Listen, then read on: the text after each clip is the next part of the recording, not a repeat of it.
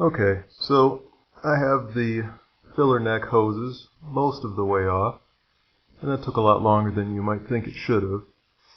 The hoses are dried up and inflexible, and the hose clamps were pretty well rusted and at kind of an awkward angle, so I got those loose, managed to pry the hoses most of the way off, and I couldn't really get the hoses all the way off, so I went down here, and the two straps, one there, one back here, I worked those back and forth with my impact wrench so that they're now kind of finger loose, so I can drop the tank a few inches to remove the hoses the rest of the way.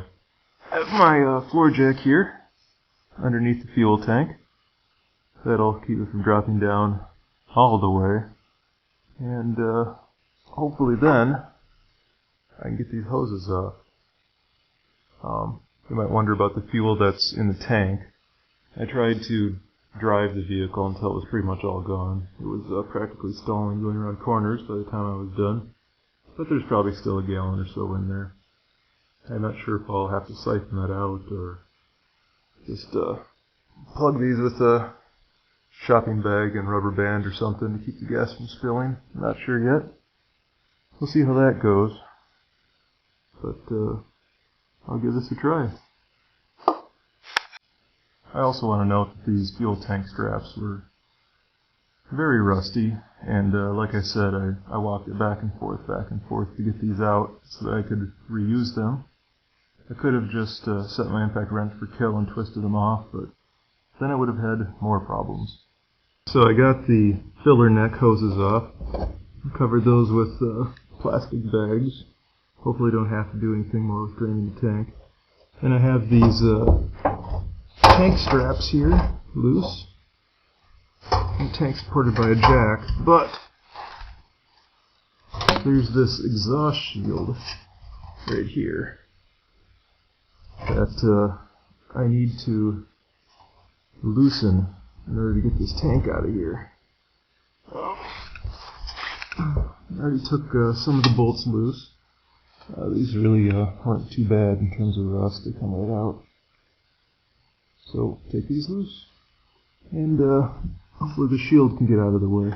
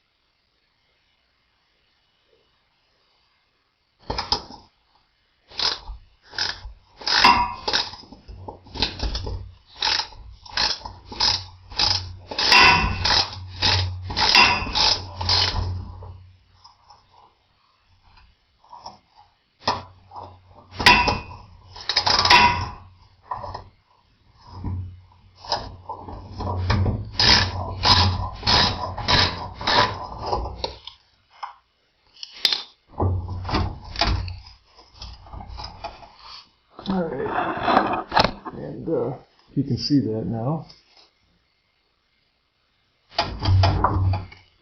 I think this will give it enough play to get the tank out of there, I'm hoping. If not, then I'll have to move the exhaust. That won't be fun.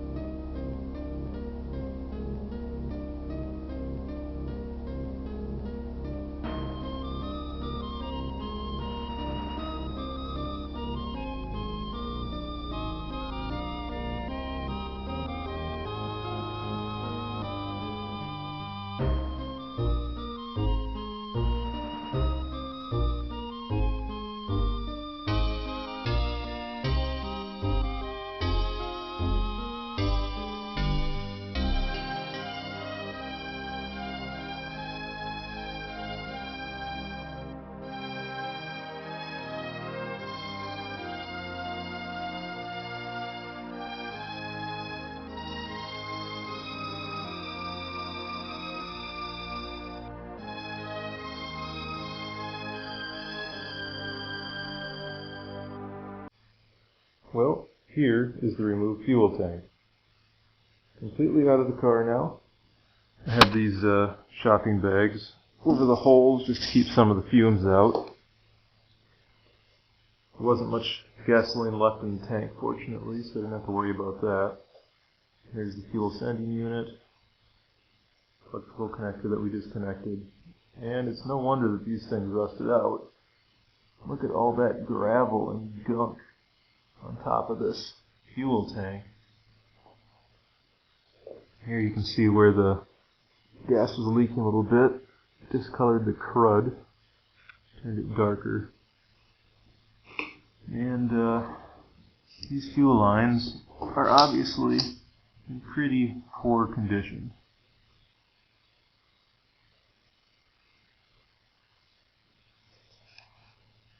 Here's the hoses. I don't know what to do about those yet. Those are actually pretty expensive to buy. So, I don't know. I don't think those connectors are going to be coming loose though.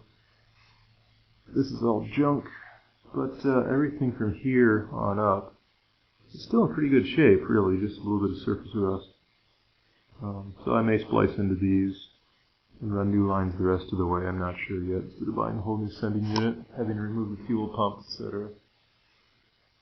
But there it is. Fuel tank. I'm getting ready to order parts, so I've gone ahead and removed the fuel pump from the fuel tank. You can see the hole there where it used to be. Now if I can hold this light and camera at the same time. This here is the lock ring. It went right on here. You twist this to release the fuel pump. And if we go over here, there's a fuel pump in this bucket just to keep everything from getting all dirty on the garage floor. But that is what's inside the fuel tank. We have the float there and the filter screen. The screen actually looks pretty dirty, so I think I'll just go ahead and buy a new one rather than trying to clean this. They're pretty cheap anyway. The fuel pump on here, I'm going to keep that instead of buying a new one. I don't really want an aftermarket pump. This is the original that came with the vehicle, and I suspect it'll be much better quality. But after taking all this stuff out, I've pretty well decided I'm just going to buy all new instead of trying to make do with what I have and save a few dollars. So I'm going to get this whole sending unit here. It comes with the electrical cable and everything in here except the pump and the screen. The float and everything is included. And then the hoses down here, I'm just going to go ahead and get new hoses too. Then I can put it all back together, nice and shiny, just like it is supposed to be.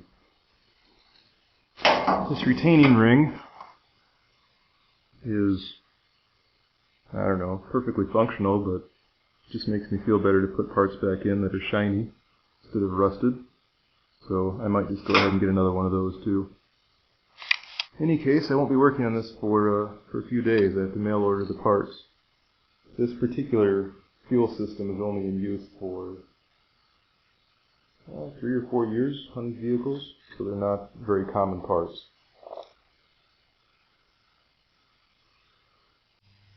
It's been a few days, and I've gotten the parts that I ordered in the mail now.